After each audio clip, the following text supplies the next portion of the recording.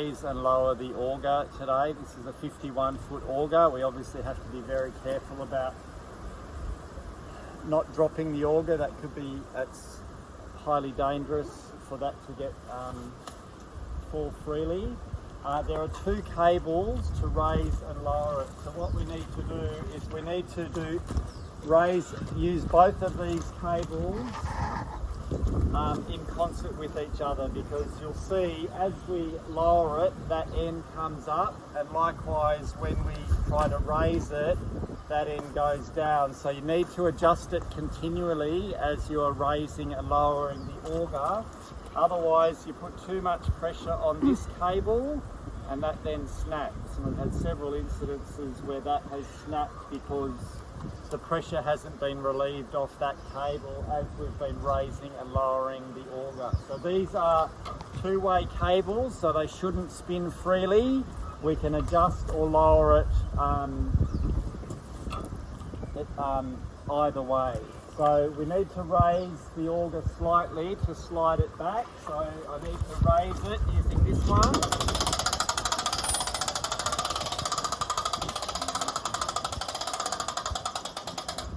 Okay. And I'll have to raise this tail a little bit to get it off the ground. Just a little bit. And just make sure we've cleared the top of the silo. Now this is the motor for driving the auger backwards and forwards. So we use this jockey wheel to steer the auger, and there's just a forward and reverse arrow to move it backwards or forwards. So it's only goes slowly. When it's wet and muddy, we need to be careful that there's not stones or any obstruction under the wheels, because it doesn't have very much power, so it will get caught on the slightest rock, or even if it's very muddy you may have to dig out underneath one of the wheels. Okay, so we just want to make it clear from the auger, the silo, so we need to make sure that the auger is clear of the silo before we start lowering it. So that should be clear. So now, we don't want to do things quickly, it just wants to be done carefully. So we just want to, now it's just the reverse, so that's winding it is clockwise.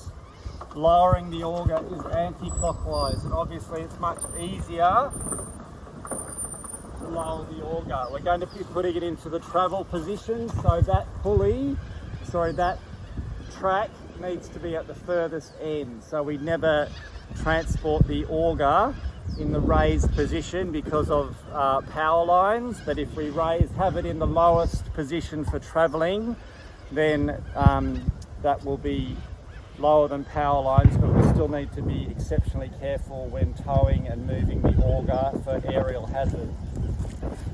So I'll just keep, so you can see as we lower it, the tail starts to come up, so then we need to just keep lowering the tail as we go.